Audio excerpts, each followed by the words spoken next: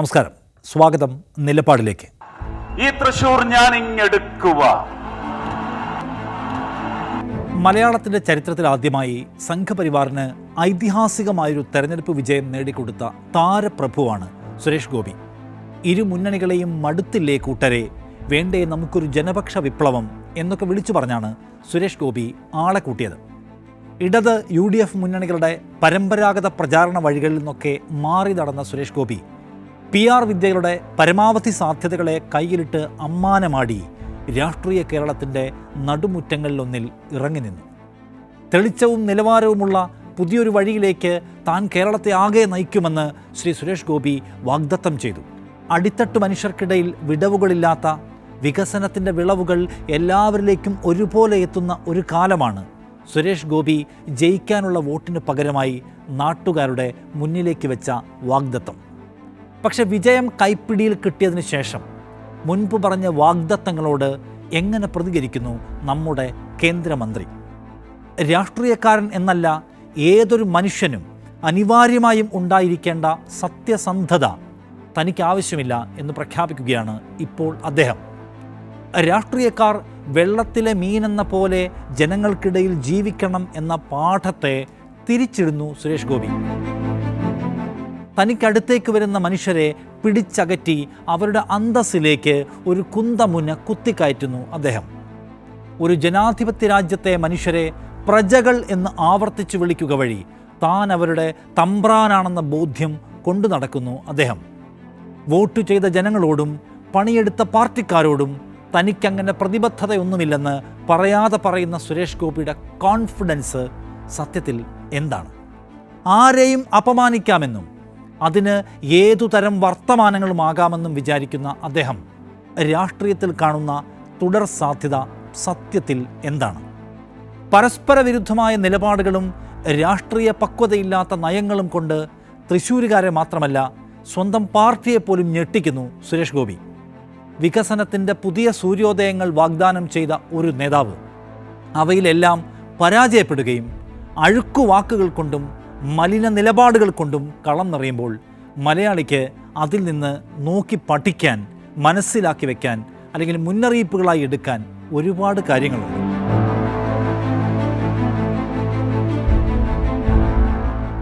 മോദിയെ പ്രധാനമന്ത്രി പദത്തിലേക്ക് കൊണ്ടുവരാൻ PR കമ്പനി ആസൂത്രണം ചെയ്ത പ്രധാന ഏർപ്പാടുകളിൽ ഒന്നായിരുന്നു ചായ് പേ ചർച്ച. ലോക്കൽ ചായക്കടകളിൽ ഇരുന്ന് മോദി നാട്ടുകാരുമായി രാഷ്ട്രീയം സംസാരിക്കുന്നു എന്നാണ് അതിൻ്റെ ആശയം. രാഷ്ട്രത്തെക്കുറിച്ച് സംസാരിക്കുന്നു, വികസന സങ്കല്പങ്ങൾ പങ്കുവയ്ക്കുന്നു, പരാതികൾ കേൾക്കുന്നു. അത് മോദിയുടെ പ്രതിച്ഛായ നിർമ്മാണത്തിൽ വലിയ പങ്ക് വഹിച്ച ഒരു വ്യായാമമാണ്. അതിന് സമാനമായി BJP കേരളത്തിൽ ആവിഷ്കരിച്ചിരിക്കുന്ന പദ്ധതിയാണ് കേന്ദ്ര പെട്രോളിയം മന്ത്രി സുരേഷ് ഗോപിയുടെ കലുങ്ക് സംവാദം. ജനങ്ങൾക്കിടയിലേക്ക് ഇറങ്ങി അവർക്ക് പറയാനുള്ളത് കേൾക്കുക, അവരോട് BJP മുന്നോട്ട് വയ്ക്കുന്ന വികസന രാഷ്ട്രീയം പറയുക. ഇതൊക്കെയാണ് ഈ പരിപാടി കൊണ്ട് PR കമ്പനി ഉദ്ദേശിക്കുന്നത്. താഴെത്തട്ടിലെ മനുഷ്യരിലേക്ക് ഇറങ്ങിച്ചെല്ലുമ്പോൾ അത് വേറെ ഏതെങ്കിലും ഒരു നേതാവ് പോരാ, താരശോഭയുള്ള നേതാവ് തന്നെ വേണം. എന്നാലാണ് ജനത്തിന് ഉന്നത നേതൃത്വം തങ്ങളിലേക്ക് ഇറങ്ങി വരുന്നു എന്നൊരു ഫീൽ ഉണ്ടാവുക. അതിനാണ് ലോക്സഭയിൽ വിജയ നേട്ടമുണ്ടാക്കിയ, കേന്ദ്രമന്ത്രി പദം നേടിയെടുത്ത, സർവോപരി മലയാള സിനിമയിലെ ആക്ഷൻ ഹീറോയായ സുരേഷ് ഗോപിയെ തന്നെ തിരഞ്ഞെടുക്കുന്നത്. പക്ഷെ എന്താണ് അതിൽ സംഭവിച്ച ദുരന്തം? ജനങ്ങൾക്കിടയിൽ ഇറങ്ങി അവരിൽ ഒരാളായി നിൽക്കേണ്ടതിന് പകരം അവരെ അടുപ്പിക്കാത്ത, അടുത്തേക്ക് വന്നാൽ അസ്വസ്ഥനാകുന്ന, അവർക്ക് പലർക്കും വൃത്തിയില്ല എന്ന് പോലും വിചാരിക്കുന്ന, അവരുടെ നിവേദന മോഹങ്ങളെ അപമാനിച്ചയക്കുന്ന ആളായി മാറുന്നു സുരേഷ് ഗോപി കലുങ്ക് സംവാദങ്ങളിൽ. ചേച്ചി അധികം വർത്താനം പറയല്ലേ, നിങ്ങളുടെ മുഖ്യമന്ത്രി അടുത്ത് പറയുക, ED ആ കാശ് ബാങ്കിൽ അടച്ച് നിങ്ങൾക്ക് തരാനുണ്ടെങ്കിൽ അത് സ്വീകരിക്കാൻ പറയാതെ.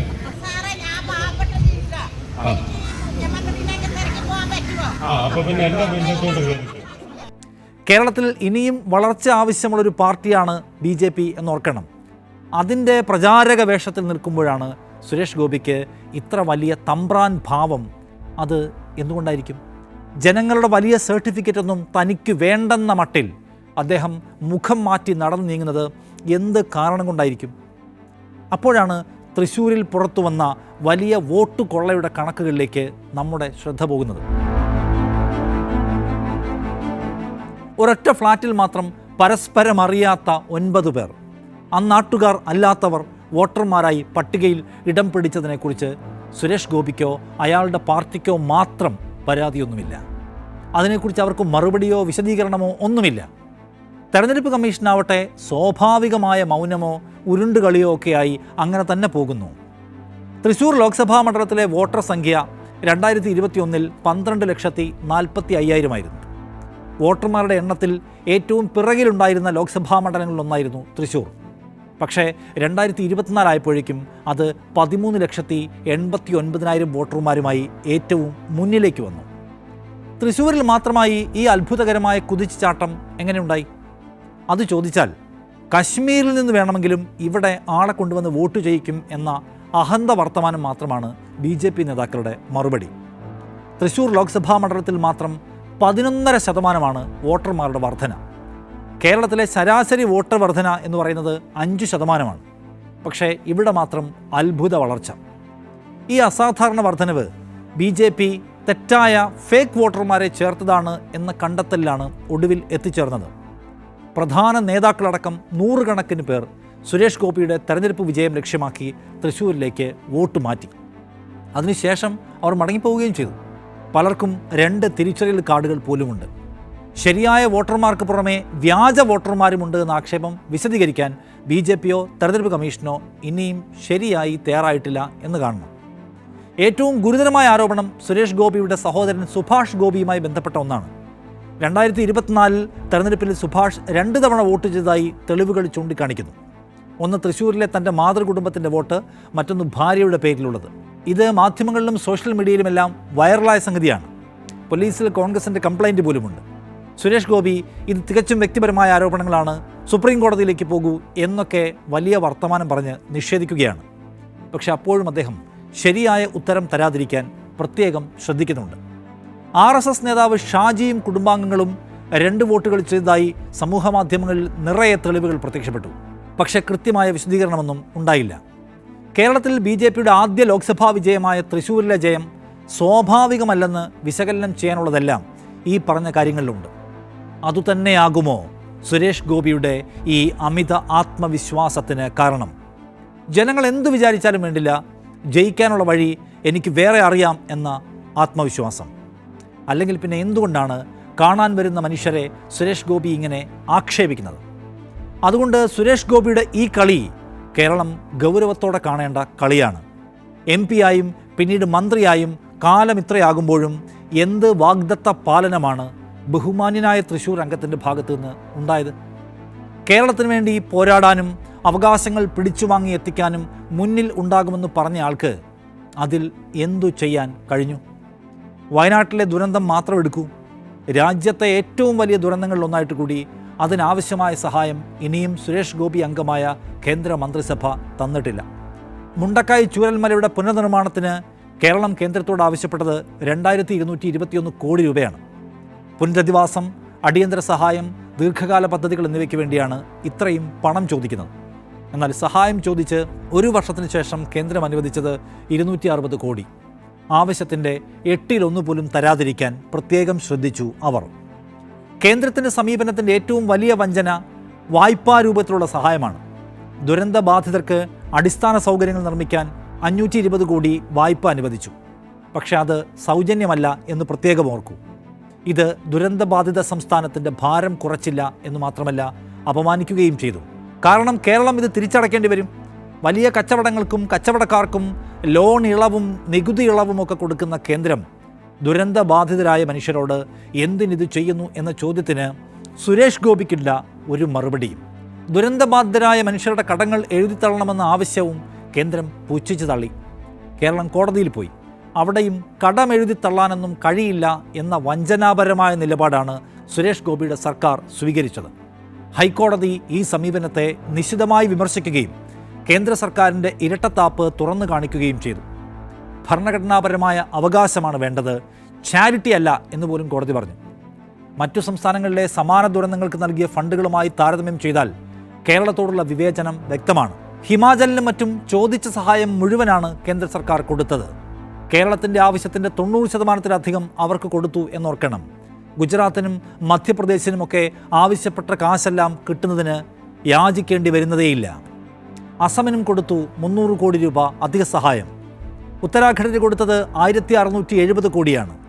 ഇതൊക്കെ അവർ ചോദിച്ചത് കൊടുത്തു എന്ന് മാത്രവുമല്ല, ഇവയൊന്നും വായ്പയുമല്ല. സ്വന്തം നികുതി വിഹിതത്തിൽ നിന്ന് ഉത്തരേന്ത്യൻ സംസ്ഥാനങ്ങളുടെ ദൈനംദിന ജീവിതത്തിന് പണം കൊടുക്കുന്നവരാണ് നാം മലയാളികൾ. നാം അങ്ങോട്ട് കൊടുക്കുന്ന നികുതി വിഹിതത്തിൻ്റെ 4/1 നമുക്ക് തിരിച്ചു കിട്ടാറുള്ളൂ. പക്ഷേ ഉത്തരേന്ത്യൻ സംസ്ഥാനങ്ങൾക്ക് കൊടുക്കുന്നതിൻ്റെ 3 ഇരട്ടി അങ്ങോട്ട് കൊടുക്കും. പക്ഷെ നോക്കൂ, നമുക്കൊരു പ്രശ്നം വന്നപ്പോൾ അവിടെ നിന്ന് അർഹമായ സഹായം എത്തിക്കാൻ പ്രജാവത്സലനായ സുരേഷ് ഗോപിക്ക് കഴിയുന്നില്ല. ആ സർക്കാരിൽ സമ്മർദ്ദം ചെലുത്താൻ അദ്ദേഹത്തിന് പറ്റുന്നില്ല. അതിൽ അദ്ദേഹത്തിന് താല്പര്യവുമില്ല.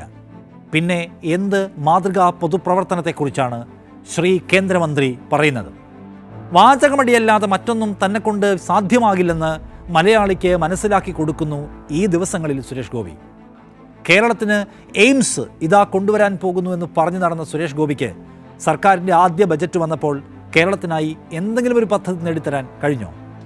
എയിംസിനായി കോഴിക്കോട്ട് സ്ഥലം ഏറ്റെടുത്ത് നൽകിയിട്ടും കേരളത്തോട് മാത്രം അവഗണന കാണിക്കുകയാണ് സുരേഷ് ഗോപിയുടെ കേന്ദ്ര സർക്കാർ. 2024 ലോക്സഭാ തെരഞ്ഞെടുപ്പിൽ തൃശ്ശൂരിൽ നിന്ന് വിജയിച്ച സുരേഷ് ഗോപി എയിംസ് തൃശ്ശൂരിൽ സ്ഥാപിക്കുമെന്നാണ് അന്ന് വാഗ്ദത്തം ചെയ്തത്. തൃശ്ശൂർ കേരളത്തിൻ്റെ മധ്യഭാഗത്താണ്, അതുകൊണ്ട് ഈ സ്ഥലം ഏറ്റവും അനുയോജ്യമാണ് എന്ന് അദ്ദേഹം തൻ്റെ തെരഞ്ഞെടുപ്പ് പ്രചാരണത്തിൽ ഉടനീളം ഊന്നിപ്പറഞ്ഞു. BJPയുടെ മാനിഫെസ്റ്റോയിലും കേരളത്തിന് എയിംസ് ഉണ്ടാകുമെന്ന് എഴുതി വെച്ചിട്ടുണ്ടായിരുന്നു. എന്നാൽ വിജയത്തിന് ശേഷം സുരേഷ് ഗോപി എയിംസ് ആലപ്പുഴയോ തൃശ്ശൂരോ എന്ന് പറയാൻ തുടങ്ങി. എയിംസ് ആലപ്പുഴ തന്നെ. കഴിഞ്ഞ മാസം അദ്ദേഹം ആലപ്പുഴയാണ് ഏറ്റവും അനുയോജ്യം എന്ന് പറഞ്ഞ് വോട്ട് ചെയ്ത തൃശ്ശൂരുകാരെ നൈസായി ഒന്ന് ഞെട്ടിച്ചു. തൃശ്ശൂർകാർക്ക് കൊടുത്ത വാഗ്ദാനം വളരെ കൂളായങ്ങ് മറന്നതുപോലെ.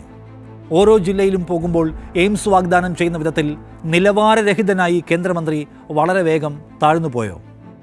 എവിടെയായാലും എപ്പോഴാണ് കേരളത്തിന് പദ്ധതി പ്രഖ്യാപിക്കുക എന്ന് ചോദിക്കുമ്പോൾ സ്ഥല തർക്കം സൃഷ്ടിച്ച് വഴുതി മാറുകയാണ് സുരേഷ് ഗോപി. കേരള സർക്കാർ കോഴിക്കോട് ഭൂമി തെരഞ്ഞെടുത്ത് ഹൈക്കോടതിയിൽ അഫിഡവിറ്റ് പോലും സമർപ്പിച്ചിട്ടുണ്ട്. അതാണ് ഏറ്റവും അനുയോജ്യമായ സ്ഥലമെന്നാണ് സർക്കാരിൻ്റെ നിലപാട്. എന്നിട്ടും തൃശ്ശൂർ MP കോഴിക്കോടിനെതിരെ സംശയങ്ങൾ ഉയർത്തുകയാണ്. എന്തിനായിരിക്കണം? പദ്ധതി തരാതിരിക്കുന്നതിന് അദ്ദേഹത്തിന് കാരണങ്ങൾ ആവശ്യമുണ്ട്, അത്ര തന്നെ. മതിയായ സ്ഥലം ഇനിയും കിട്ടിയിട്ടില്ല എന്ന് ന്യായം പറയുന്ന സുരേഷ് ഗോപിയുടെ സിദ്ധാന്തം അത് പരിശോധിക്കേണ്ടതാണ്. രാജ്യത്താകെ 25 all India institute of medical സയൻസസാണ് തീരുമാനിച്ചിട്ടുള്ളത്. അതിൽ 5 എണ്ണം പ്രവർത്തന സജ്ജമാകുന്നു. ബീഹാർ, ജമ്മു, ഹരിയാന, മണിപ്പൂർ, കർണാടക സംസ്ഥാനങ്ങളിലെ എയിംസ് പദ്ധതികളാണ് ഇനി നടപ്പിലാവാനുള്ളത്. ബീഹാർ, ഉത്തർപ്രദേശ് സംസ്ഥാനങ്ങൾ 2 വീതം എയിംസ് ഉണ്ട്. ദക്ഷിണേന്ത്യയിൽ എയിംസ് ഇല്ലാത്ത ഒരേ ഒരു സംസ്ഥാനം കേരളമാണ്. വേണ്ടത്ര ഭൂമി ഏറ്റെടുക്കാത്തത് കൊണ്ടാണ് കേരളത്തിന് എയിംസ് അനുവദിക്കാത്തത് എന്നാണ് കേരളത്തിൽ നിന്നുള്ള ഈ കേന്ദ്രമന്ത്രി പറയുന്നത്. കിനാലൂരിൽ ഇതുവരെ 154 ഏക്കർ അനുവദിച്ചിട്ടുണ്ട്. നോക്കൂ, ബീഹാറിലും ഖൊരഗ്പൂരിലും ഉത്തർപ്രദേശിലെ ഋഷികേശിലുമൊക്കെയുള്ള എയിംസുകൾക്ക് ഇതിലും താഴെയാണ് ഭൂമിയുള്ളത് എന്നിരിക്കെ ഭൂമി ഏറ്റെടുപ്പ് പൂർണ്ണമാകാത്തത് കൊണ്ടാണ് അനുവദിക്കപ്പെടാത്തത് എയിംസ് എന്ന വാദം ആരെ പറ്റിക്കാനാണ്? സ്വന്തം കഴിവുകേട് മറച്ചു വയ്ക്കാനുള്ള 2ാം കിട തട്ടിപ്പല്ലാതെ ഈ പറയുന്നതിൽ ഒരു കഴമ്പുമില്ലെന്ന് നാം മനസ്സിലാക്കണം. കഴിഞ്ഞ മാസം സുരേഷ് ഗോപി ആലപ്പുഴയ്ക്ക് വേണ്ടി രംഗത്തെത്തിയപ്പോൾ കേരള BJP അത് അദ്ദേഹത്തിൻ്റെ വ്യക്തിപരമായ അഭിപ്രായം മാത്രമാണ് എന്ന് പറഞ്ഞു. സംസ്ഥാന അധ്യക്ഷൻ രാജീവ് ചന്ദ്രശേഖരൻ അതല്ല പാർട്ടിയുടെ നിലപാട് എന്ന് ഒരു ഹിന്ദി ചാനലിനോട് പറഞ്ഞു. തിരുവനന്തപുരത്ത് എയിംസിന് ഭൂമി നൽകാമെന്ന് സർക്കാർ വ്യക്തമാക്കിയപ്പോൾ സുരേഷ് ഗോപി കേരളം നിരസിക്കുകയാണെങ്കിൽ തമിഴ്നാട്ടിലേക്ക് വേണമെങ്കിൽ മാറ്റാം എന്ന ഭീഷണി സ്വരത്തിൽ സംസാരിച്ചു. BJP സംസ്ഥാന നേതൃത്വം തിരുവനന്തപുരത്തിന് അനുകൂലമാണ് എന്ന് തോന്നുന്നു. സുരേഷ് ഗോപിക്കാകട്ടെ അത് എവിടെ വരണം, എപ്പോൾ കൊണ്ടുവരാനാകും എന്നതിനെക്കുറിച്ചൊന്നും ഒരു ഐഡിയയും ഇല്ല. മൈക്ക് കിട്ടുമ്പോൾ ഓരോന്നോരോന്ന് പറയുന്നു എന്നതുപോലെയാണ് തോന്നുന്നത്. പിന്നെ BJPയുടെ സംസ്ഥാന നേതൃത്വത്തിന് എയിംസ് തിരുവനന്തപുരത്ത് വരുന്നതാണ് ഇഷ്ടമെങ്കിൽ നിശ്ചയമായും സുരേഷ് ഗോപിക്ക് അത് അവിടെ നിന്ന് മാറ്റണം എന്നായിരിക്കും നിലപാട്. അത് വേറെ ഒരു കാര്യം. സുരേഷ് ഗോപി മാത്രം ഒന്നും തരുന്നില്ല എന്ന അർത്ഥത്തിൽ ഇതിനെ മനസ്സിലാക്കേണ്ട. ശ്രീ V മുരളീധരൻ കേന്ദ്രമന്ത്രിയായിരുന്നപ്പോൾ കേരളത്തിനായി പ്രത്യേകിച്ചൊന്നും സംഭാവന ചെയ്തിട്ടില്ല. രാഷ്ട്രീയ വിവാദങ്ങൾ പ്രസ്താവനകളുമായി വന്ന് കളം നിറയാൻ മാത്രമായിരുന്നു അദ്ദേഹത്തിന് താല്പര്യം. അതിൽ മാത്രമായിരുന്നു അദ്ദേഹത്തിൻ്റെ മിടുക്കും. ഇപ്പോൾ മന്ത്രിയായിരിക്കുന്ന ജോർജ് കുര്യനും പ്രത്യേകമായ ഒരു ഇടപെടലും കേരളത്തിന് വേണ്ടി നടത്തുന്നുണ്ട് എന്ന് തോന്നുന്നില്ല. നോക്കൂ, വിഴിഞ്ഞം പദ്ധതിക്ക് വേണ്ടിയുള്ള വയബിലിറ്റി ഗ്യാപ്പ് ഫണ്ട് പോലും സഹായ രൂപത്തിൽ തരില്ല എന്ന് പറയുകയാണ് കേന്ദ്ര സർക്കാർ. മറ്റ് സംസ്ഥാനങ്ങളിലെ പദ്ധതികളോട് ഈ സമീപനമല്ല. അപ്പോൾ വിഴിഞ്ഞം പദ്ധതി നമുക്ക് വളരെ പ്രധാനമാണെന്നിരിക്കെ, അതിന് കേന്ദ്ര സഹായം നമ്മുടെ അവകാശമാണെന്നിരിക്കെ, ഇവിടെ നിന്നുള്ള കേന്ദ്രമന്ത്രിമാർ അതിനുവേണ്ടി മിണ്ടുന്നില്ല.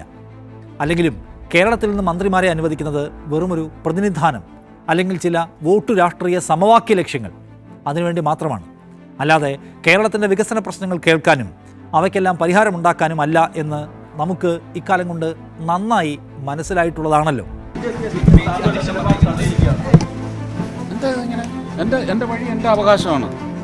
സുരേഷ് ഗോപിയുടെ തൃശ്ശൂരിലെ വിജയത്തിനായി പണിയെടുത്തത് മുഴുവൻ BJP സംവിധാനമാണെങ്കിലും കേരളത്തിലെ ഈ പാർട്ടി സെറ്റപ്പിനോടും അതിൻ്റെ ചുമതലക്കാരോടുമൊന്നും പ്രത്യേകിച്ചൊരു ബഹുമാനമോ അങ്ങനെ ഒരു നന്ദിയോ ഒന്നും സുരേഷ് ഗോപി കാണിക്കാറില്ല.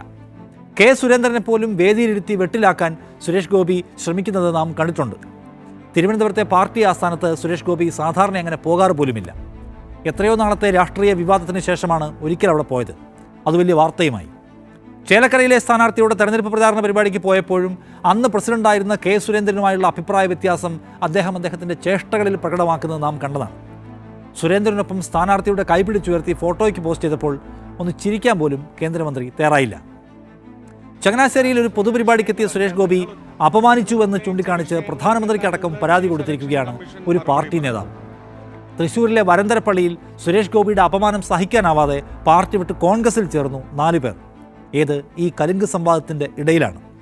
കോട്ടയത്തെ പരിപാടിയിൽ നിവേദനം നൽകാനെത്തിയവരോട് ഞാൻ നിങ്ങളുടെ MP ഒന്നുമല്ല എന്ന് പറഞ്ഞ് ആക്ഷേപിച്ചുവെന്നാണ് മണ്ഡലം ജനറൽ സെക്രട്ടറിയുടെ പരാതി. രാഷ്ട്രീയക്കാരന്, ജനപ്രതിനിധിക്ക് ഒരിക്കലും ചേരാത്ത ഞാൻ എന്ന ഭാവം ധാർഷ്ട്യപൂർവ്വം നിറഞ്ഞാടുകയാണ് സുരേഷ് ഗോപിയിൽ. കേരളത്തിലെ പാർട്ടിയുമായി ഒരു നിലയ്ക്കുമുള്ള രാഷ്ട്രീയ സഹകരണം സുരേഷ് ഗോപിയുടെ പദ്ധതിയിലില്ല എന്ന് തന്നെയാണ് മനസ്സിലാക്കേണ്ടത്. കാരണം താൻ ജയിച്ചത് കേരളത്തിലെ പാർട്ടി പണിയെടുത്തിട്ടല്ല, വേറെ ചില വഴികളിലൂടെയാണ് എന്ന ബോധ്യമാണ് അദ്ദേഹത്തെ ഭരിക്കുന്നത്. അതുകൊണ്ടാണ് മുകേഷ് MLA-ക്കെതിരായ പരാതിയിലും കേസിലും BJP നിലപാടിനെതിരായി കുറ്റാരോപിതനെ പിന്തുണയ്ക്കുകയാണ് സുരേഷ് ഗോപി ചെയ്തത്. പരാതി ആരോപണത്തിന്റെ രൂപത്തിലാണ് നിൽക്കുന്നത്. നിങ്ങൾ ആരോടാ സംസാരിക്കുന്നത്? നിങ്ങൾ ജനങ്ങളോട് എന്താണ് പറയുന്നത്? നിങ്ങൾ കോടതിയാണോ? അല്ലല്ലോ. കോടതി തീരുമാനിക്കും. കോടതി തീരുമാനിക്കുന്നത് ഓരോ പൗരന്റെയും തലയിൽ, ബുദ്ധിയിൽ, പ്രവൃത്തിയിൽ ഇംപെൻഡിംഗ് ആണ്. അത് അന്നേരം നടക്കും. ഇതേക്കുറിച്ചുള്ള ചോദ്യത്തിന് മറുപടി പറയാൻ കഴിയാതെ അന്നത്തെ സംസ്ഥാന അധ്യക്ഷൻ കെ സുരേന്ദ്രൻ കുടുങ്ങിപ്പോയത് കണ്ടതാണല്ലോ. ഒരു ചലച്ചിത്ര നടൻ എന്നുള്ള നിലയിൽ ബഹുമാനപ്പെട്ട സുരേഷ് ഗോപിക്ക് അദ്ദേഹത്തിൻ്റെ അഭിപ്രായങ്ങൾ പറയാനുള്ള സ്വാതന്ത്ര്യം നമ്മുടെ നാട്ടിലുണ്ട്. പക്ഷേ പാർട്ടിയുടെ നിലപാട് മുകേഷ് രാജിവെക്കണം എന്നുള്ളത് തന്നെയാണ്. അതനുസരിച്ചുള്ള നിലപാടുമായിട്ടാണ് ഞങ്ങൾ മുമ്പോട്ട് പോകുന്നത്. ഞങ്ങളെ സംബന്ധിച്ച് പാർട്ടിയുടെ നിലപാടാണ് പ്രധാനം. പാർട്ടിയുടെ നിലപാട് പാർട്ടി നേതൃത്വം പറയുന്നതാണ്. പാർട്ടി നിലപാട് പറയുന്നത് ഞാനാണെന്നും അതനുസരിക്കാൻ മറ്റെല്ലാ പാർട്ടിക്കാർക്കും ബാധ്യതയുണ്ടെന്നുമൊക്കെ സുരേന്ദ്രൻ അന്ന് പറഞ്ഞെങ്കിലും സുരേഷ് ഗോപി അത് വകവെച്ചില്ല. കാരണം ഞാൻ ജയിച്ചത് വേറെ വഴിക്കാണെന്ന് സുരേഷ് ഗോപിക്ക് നന്നായി അറിയാം. അതിനിയും കഴിയുമെന്നും ശ്രീ സുരേഷ് ഗോപിക്ക് അറിയാം. തൻ്റെ ഉത്തരവാദിത്തം കേന്ദ്ര നേതാക്കളുമായി മാത്രമാണെന്നും തൻ്റെ വിജയം വ്യക്തിപരമായ നേട്ടമാണെന്നും പറയാതെ പറഞ്ഞുകൊണ്ടേയിരിക്കുന്നു സുരേഷ് ഗോപി. പാർട്ടിയോടുള്ള ഇടയൽ മാത്രമല്ല, BJP-യിലെത്തി കുറേ കാലം കഴിഞ്ഞിട്ടും ഒരു രാഷ്ട്രീയക്കാരൻ്റെ പക്വതയിലേക്കോ ഒരു ജനനേതാവിൻ്റെ അടക്കത്തിലേക്കോ സുരേഷ് ഗോപിക്ക് എത്താൻ കഴിഞ്ഞിട്ടേയില്ല. സിനിമക്കാർ പോലും ഉപേക്ഷിച്ചു പോയ പഴകിപ്പൊളിച്ച വഷളൻ ഡയലോഗുകളാണ് സുരേഷ് ഗോപിക്ക് ഇപ്പോഴും ആയുധം. ശരീരഭാഷയും ഏതാണ്ട് അതുതന്നെ. ആ മനോനിലയിൽ നിന്നാണ് ഒറ്റത്തന്തയ്ക്ക് ജനിച്ചവരെങ്കിൽ അതു ചെയ്യൂ ഇത് ചെയ്യൂ എന്നൊക്കെ മാധ്യമങ്ങൾക്ക് മുന്നിൽ വിളിച്ചു പറയുന്നത്. IPS ഓഫീസറായിരുന്നുവെങ്കിൽ ശബരിമല സമരകാലത്ത് ഡ്യൂട്ടിയിലുണ്ടായിരുന്ന പല പോലീസുകാരുടെയും തലയടിച്ച് പൊട്ടിച്ചേനെ എന്നൊക്കെയാണ് അദ്ദേഹം പറയുന്നത്. അതിൽ നിന്നൊന്നും സുരേഷ് ഗോപി ഒട്ടും മുന്നോട്ട് വന്നിട്ടില്ല എന്ന് തോന്നുന്നു. അനുവാദമില്ലാതെ സ്ത്രീകളുടെ ശരീരത്തിൽ തൊടുന്നതോ സുഖകരമല്ലാതെ സംസാരിക്കുന്നതോ പോലും നിയമവിരുദ്ധമാക്കപ്പെട്ട ഒരു നാട്ടിലാണ് എനിക്കതൊന്നും ബാധകമല്ല എന്ന മട്ടിൽ സുരേഷ് ഗോപി ഇങ്ങനെ നിറഞ്ഞാടുന്നത്. ഒരു അനുവാദം ചോദിക്കലുമില്ലാതെയാണ് സുരേഷ് ഗോപി എന്ന സ്വയം പ്രഖ്യാപിത പിതൃവാത്സല്യ രൂപം വനിതാ മാധ്യമ പ്രവർത്തകരുടെ ശരീരത്തിൽ പലകുറി അസുഖകരമായി കൈവയ്ക്കുന്നത് കണ്ടതാണല്ലോ നാം. വിമർശനം വരുന്നപ്പോൾ അദ്ദേഹം മാപ്പൊക്കെ പറഞ്ഞു. തനിക്ക് തെറ്റൊന്നും പറ്റിയിട്ടില്ലെന്നും തൻ്റെ പിതൃവാത്സല്യം വനിതാ ജേർണലിസ്റ്റിന് തിരിച്ചറിയാൻ കഴിഞ്ഞില്ല എന്നുമാണ് അദ്ദേഹം പറയുന്നത്. ഏത് വാത്സല്യത്തിൻ്റെ പേരിലായാലും ഒരാളെ തൊടാൻ അയാളുടെ സമ്മതം അനിവാര്യമാണെന്ന അടിസ്ഥാന മര്യാദ സുരേഷ് ഗോപിയുടെ ചിന്താ പരിസരത്ത് പോലും എത്തിയിരുന്നില്ല. ഇപ്പോഴും ഉണ്ടെന്ന് തോന്നുന്നില്ല. തന്നെപ്പോലെ അഭിമാനവും വ്യക്തിത്വവും ഉള്ളവരാണ് മറ്റോരോ മനുഷ്യരുമെന്നും താൻ ഏകപക്ഷീയമായി വാരിയെറിഞ്ഞു കൊടുക്കുന്ന വാത്സല്യം എല്ലാവർക്കും വേണ്ട എന്ന് മനസ്സിലാക്കാൻ സുരേഷിന് ഇപ്പോഴും പറ്റുന്നില്ല. ശരീരത്തിൽ കൈവച്ചുള്ള വാത്സല്യം അങ്ങോട്ട് വാരിക്കൊടുക്കുന്ന സുരേഷ് ഗോപിക്ക് പക്ഷേ മറ്റു പലരും അടുത്തേക്ക് വരുന്നത് പോലും ഇഷ്ടമല്ല. വാത്സല്യം കൊണ്ടും ആരാധന കൊണ്ടും അടുത്തേക്ക് വരുന്ന മനുഷ്യരെ പലരെയും അദ്ദേഹം ആട്ടി അകറ്റുന്നു. അവരൊന്നും ദേഹത്ത് സ്പർശിക്കാതിരിക്കാൻ പ്രത്യേകം ശ്രദ്ധിക്കുന്നു. എവിടേക്കെങ്കിലും നടന്നു വരുമ്പോൾ മുന്നിലുള്ളവരെല്ലാം മാറാൻ പഴയ ജന്മി സമ്പ്രദായ മോഡലിൽ ഉറക്കെ വിളിച്ചു പറയുന്നു. ആരെങ്കിലും തൊട്ടുപോയെങ്കിൽ, ആരെങ്കിലും തൊട്ട എന്തെങ്കിലും വസ്തുക്കൾ തൊട്ടുപോയെങ്കിൽ അവയെല്ലാം സാനിറ്റൈസർ ഉപയോഗിച്ച് ക്ലീൻ ചെയ്യുന്നു. എവിടെ പോയി അദ്ദേഹത്തിൻ്റെ ശരീരത്തിൽ കൈവച്ചുള്ള വാത്സല്യം? ഏതായാലും തൃശ്ശൂരിൽ സുരേഷ് ഗോപി നേടിയ വിജയം കേരളത്തിലാകെ ഒരു മാതൃകയാക്കാമെന്ന് BJPയുടെ കേന്ദ്ര നേതൃത്വം കരുതിയിരുന്നുവെങ്കിൽ അതിതാ ഈ ഗതിയിലായിരിക്കുന്നു. എന്നെ സിനിമയിൽ അഭിനയിക്കാൻ വിടുവെന്ന് പറഞ്ഞ് കേന്ദ്ര നേതൃത്വവുമായി വഴക്കിടുന്ന സുരേഷ് ഗോപിയെ കണ്ട് തൃശ്ശൂരിലെ വോട്ടർമാർ പോലും ഞെട്ടിപ്പോയിട്ടുണ്ടാവും. തൃശ്ശൂരിനൊരു കേന്ദ്രമന്ത്രി എന്ന നാടൊട്ടുക്ക് പോസ്റ്റർ അടിച്ച് വിജയിച്ച സുരേഷ് ഗോപി പിന്നീട് ആ പദവി ഒഴിവാക്കാൻ ശ്രമിച്ചത് എന്തുമാത്രം വലിയ അന്തസ്സില്ലാ പണിയായിട്ടാവും ജനം മനസ്സിലാക്കിയിട്ടുണ്ടാവുക. സുരേഷ് ഗോപിയെ കണ്ട് BJP ഒരു മികച്ച ബദൽ പാർട്ടി, അവരെ വിജയിപ്പിച്ചാൽ നാടാകെ വികസനം എന്നൊക്കെ ഇനിയും ആളുകൾ വിചാരിക്കുമോ? ഇന്ത്യൻ ജനാധിപത്യം മുന്നോട്ട് വെക്കുന്ന ഉന്നതമായ മൂല്യങ്ങളുടെ കുറുകെയാണ് സുരേഷ് ഗോപിയുടെ സഞ്ചാരം. തെരഞ്ഞെടുപ്പിൽ വിജയിച്ച താനൊരു രാജാധികാരിയായി മാറിയിരിക്കുന്നു എന്ന മട്ടിലാണ് അദ്ദേഹത്തിൻ്റെ ഭാവവും പ്രകടനവുമെല്ലാം. എന്തോന്ന് പോലും നിങ്ങൾ എന്താ ചോദിച്ചേ?